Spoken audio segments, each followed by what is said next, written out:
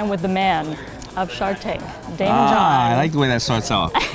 the shark of Shark Tank. One of my favorites. Thank you. So season 8, Yeah. the show is so popular, so much has changed. I want to know, is there anything that's evolved in terms of like your standards of investing or your levels of expectations for entrepreneurs coming in the tank? Yeah, absolutely. You know, I think that the entrepreneurs coming in the tank, a lot of them are very, very well prepared. You know what? Some of those I actually are not looking to do deals with. I see all those type of deals outside the tank.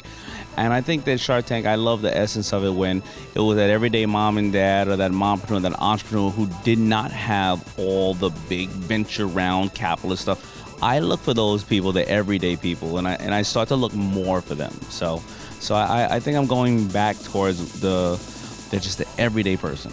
But in the past, like some of the episodes, there's been those stories and they're crying, Yeah. but you guys still don't give them a deal. So are you kind of like open to, No, well, does that change anything? No. Okay, First of all, I'm not going to give them money for pity or charity. They have to have their stuff together, and they just didn't get the right opportunity. The ones that are just thinking they're going to cry and get money, you know, I hate to say it, I'm going to be like Mr. Wonderful, you know, don't cry for money, money's not going to cry for you.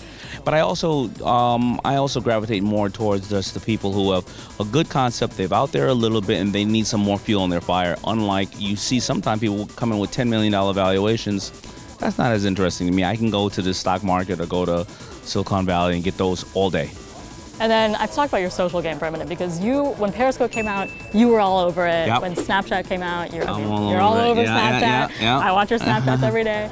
Is there something that you're loving right now? Is it Snapchat or what do you think about the whole social world? I'm glad you asked. I happen to have this 360 camera in my pocket right now, and I'm going to start doing those videos where they're going to make you dizzy. You can look at them on YouTube and all those things and see everything around us. So I think in a minute I'm actually going to film it so everybody can see everything going on around us. That is amazing. So that's like a real time you just kind of walk around holding it? Yeah.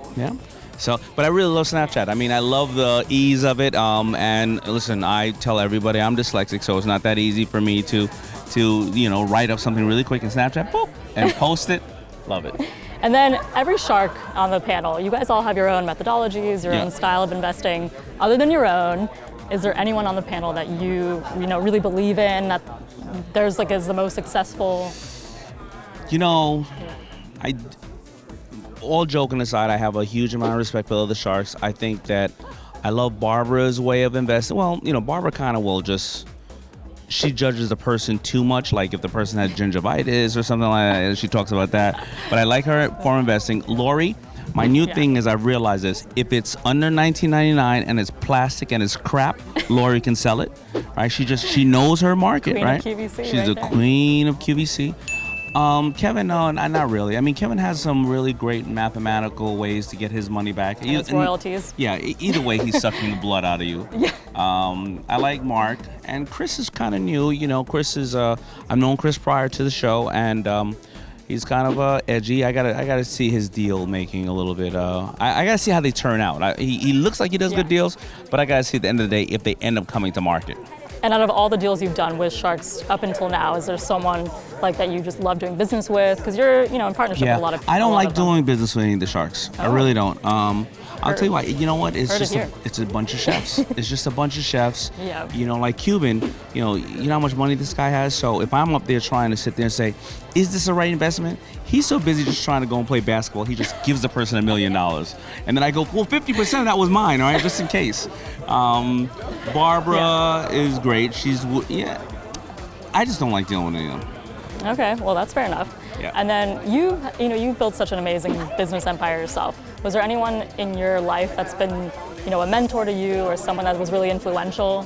Oh, so many people have been part of my life. I think I'm here because I'm a series of mentors. If I would to name off the people, it would literally be 100 people, from my ex-wife to my kids to my FUBU partners to Samsung to either Mark Burnett and Clay Newbill for giving me the opportunity here. All the people that bought FUBU. It's just too many people for me to name. It really is.